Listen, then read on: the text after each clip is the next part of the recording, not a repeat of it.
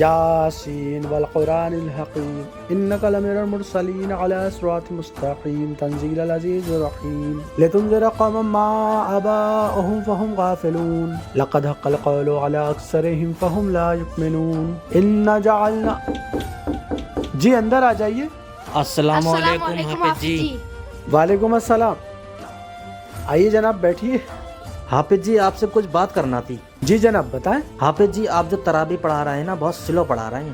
آپ جو 1.5 سپارہ پڑھا رہے ہیں نا اتنی ہی دیر میں دوسری مسجد میں 3 سپارے ہو جاتے ہیں. میرے بھائی 1.5 سپارہ ہی نہیں، میں اتنے وقت میں 3 یا 5 سپارے بھی پڑھ سکتا ہوں.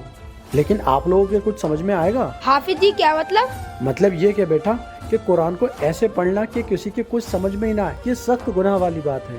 اللہ نے قرآن کو اس لیے نازل نہیں کیا کہ ایسے پڑھو کہ کسی کے کچھ سمجھ میں ہی نہ آئے.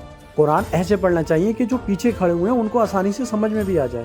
جو حافظ قرآن کو ایسے پڑھتے ہیں کہ پیچھے کھڑے ہوئے انسان کو کچھ سمجھ نہیں آتا کہ حافظ جی نے کیا پڑھا دیا، لفظ کہاں، زیر کہاں، زبر کہاں، کچھ سمجھ نہیں آتا، ایسے حافظ آخرت میں جواب نہیں دے پائیں گے.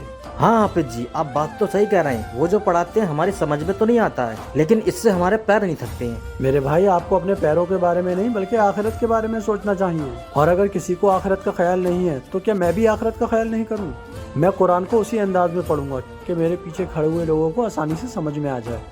اب اگر آپ کی مرضی ہو تو مجھ سے قرآن پڑھوائیے، ورنہ آپ چاہیں تو کسی اور حافظ کو بھی لا سکتے ہیں. نہیں حافظ جی آپ قرآن کو اسی انداز میں پڑھیں جس انداز میں پڑھنے کا حکم ہے اور ہماری سمجھ میں بھی آ جائے. جی ہاں حافظ جی آپ کہیں نہیں جائیں گے، تراویح تو آپ ہی پڑھائیں گے.